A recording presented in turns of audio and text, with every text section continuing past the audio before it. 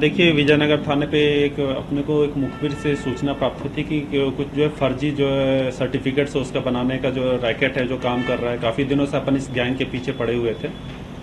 इसमें मुख्यतः अभी अपने 2 लोग हैं उनको अपने को जिनकी गिरफ्तारी हुई है। एक है दिनेश पिता सेवक राम, ये इंदौर के रहने वाले हैं। दूसरा मनीष राठौड़ जो कि मुख्यतः जो उज्जैन के रहने वाले हैं, माखड़ौन क्षेत्र के रहने वाले हैं।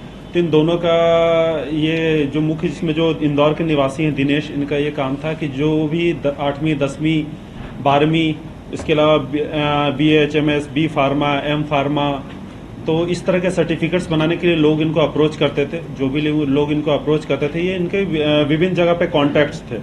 उन कॉन्टैक्ट्स के माध्यम से उन यूनिवर्सिटीज़ में ये संपर्क करते थे। कुछ जो है यूनिवर्सिटी एग्जिस्ट ही नहीं करती है, कुछ की जो है अभी भी क्रेडेंशियल जांच में है।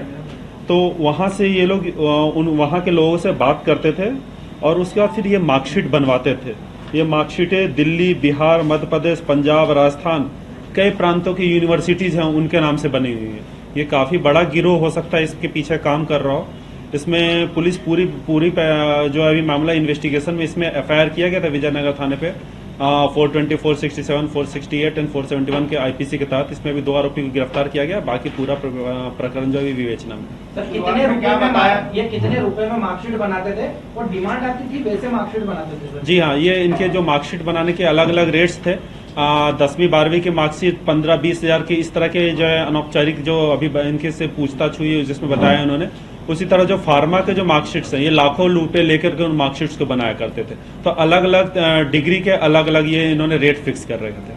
सर, शुरुआती पूछताछ में क्या बताया, कौन कौन से विद्यालय या महाविद्यालयों की मार्कशीट अभी तक इन लोगों ने जारी की? जैसा कि मैंने बताया कि एक भोपाल की यूनिवर्सिटी है जिसके माध्यम से ग्लोबल टेक्निकल यूनिवर्सिटी, जिसके नाम से पहला जो सर्टिफिकेट प्राप्त हुआ था पुलिस को, इसके बेसिस पे FIR हुआ है। वो हमने यूनिवर्सिटी से जानकारी प्राप्त कर ली। वो जवाब आ गया यूनिवर्सिटी से कि ये मार्कशीट उनके कॉलेज के द्वारा नहीं बनाया गया, तो जिसके बेसिस पे ये प्राथमिक की गई। इसके अलावा जो अन्य यूनिवर्सिटीज हैं, दिल्ली के भी यूनिवर्सिटी हैं, बिहार, मध्य प्रदेश के भी, झारखंड, राजस्थान, पंजाब, तो ये विभिन्न जगह की यूनिवर्सिटी है जहाँ के मार्कशीट उन्होंने बनाया। माना जाए कि डिस्टेंस लर्निंग कोर्स का जो है मिसयूज हुआ है, मतलब इस तरीके से लोग जो है सर्टिफिकेट भी ऐसा नहीं, डिस्टेंस लर्निंग जो हमारी सरकार की तरफ से एक जो जेन्युइन एफर्ट्स है लोगों को शिक्षा, लोगों के घर घर पहुंचाने का।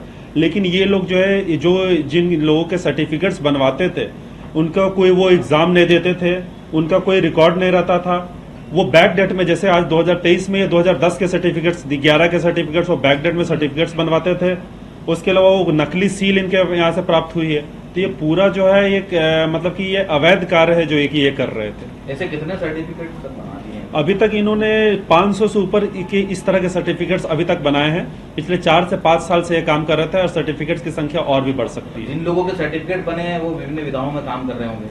अब ऐसी स्थिति में तो बड़ा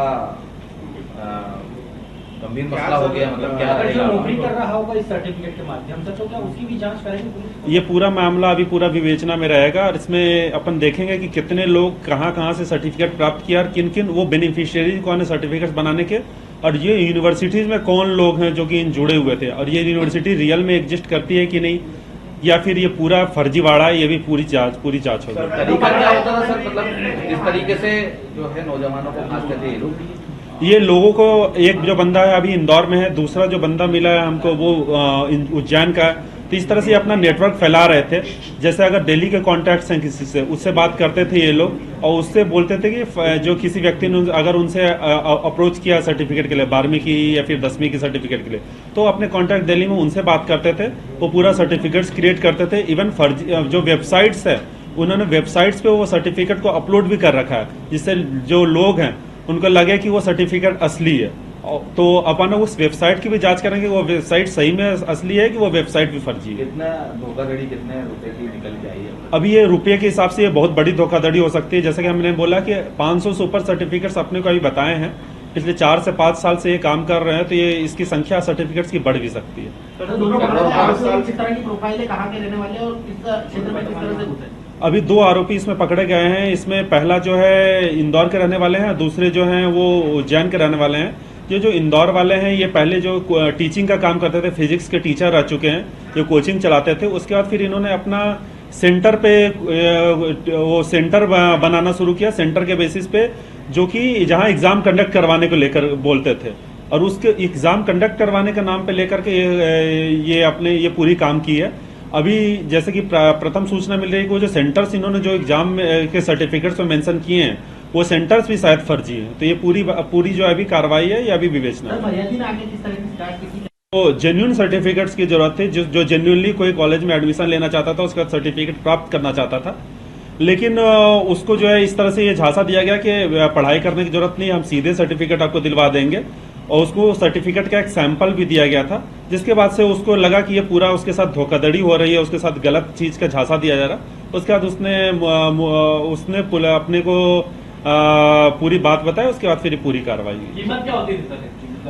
जैसा कि मैंने बताया कि अलग अलग सर्टिफिकेट्स के लिए अलग अलग रेट लेते थे। अगर 12वीं के सर्टिफिकेट से 10वीं के सर्टिफिकेट 15-20 हजार 25 हजार इस तरह के रेट लेते थे। अगर एम फार्मा बी फार्मा के सर्टिफिकेट से तो उनका लाखों में कीमत रहती थी। पिछले 5 सालों से लगातार ये फर्जी तरीके से मार्कशीट बनाने का काम कर रहे थे, और इस बात से भी इनकार नहीं किया जा सकता कि कई ऐसे युवा होंगे जो सरकारी विभागों में भी कार्यरत होंगे या फिर प्राइवेट सेक्टर में भी नौकरी कर रहे होंगे। अब ये पूरी तरीके से उनका भविष्य दांव पर ही है, और ये इन्होंने इस तरीके से फर्जी तरीके से मार्कशीट बनाई है। किस तरीके से इन्वेस्टिगेट आगे करेंगे, क्योंकि फ्रॉड तो हुआ है और बहुत बड़े स्तर पर होगा। देखिए, इसमें जो है अपन कोई भी चीज को रूल आउट नहीं कर रहे हैं। जो लोगों ने सर्टिफिकेट प्राप्त किया, अपन ये इस चीज को देखेंगे कि क्या वो विक्टिम है कि क्या आरोपी है। अगर कोई जेन्युइन बंदा जो है वो सर्टिफिकेट चाहता था और उसको विश्वास में लेकर के धोखा दिया गया, तब उसके साथ फर्जीवाड़ा हुआ, तो इस केस में वो आरोपी नहीं बनेगा। लेकिन अगर कोई इनके साथ सहयोगी था, जो पूरा सर्टिफिकेट प्राप्त करने में और फिर अन्य लोगों का सर्टिफिकेट दिलवाने में उनका सहयोगी था, तो वो भी आरोपी बनेगा। ये पूरा मामला भी इन्वेस्टिगेशन में रहेगा। दिनेश और मनीष के अलावा और कौन लोग हैं जो इनसे जुड़े हुए हैं? अभी वो पूछताछ का विषय है। अपन जो है इनको माननीय न्यायालय में प्रस्तुत करेंगे, उसके बाद फिर पूछताछ के लिए इनको पुलिस रिमांड लेंगे, फिर अन्य नामों के बारे में। मनीष का सर क्या रोल है? मनीष जो काम जो दिनेश यहाँ इंदौर में कर रहा था, मनीष वही काम को उज्जैन में अपना जो है नेटवर्क फैला रहा था। टोटल कितनी यूनिवर्सिटीज और कॉलेजेस की डिटेल आ गई सामने, जिससे रिलेटेड ये लोग अभी मार्कशीट दे रहे थे अनुमानित? मैंने अनुमानित जैसे बताया कि बिहार, मध्य प्रदेश, पंजाब, राजस्थान, दिल्ली, ये प्रांतों की यूनिवर्सिटीज के अपने पास डिटेल आए हैं। उसके अलावा अन्य की अपनी पूछताछ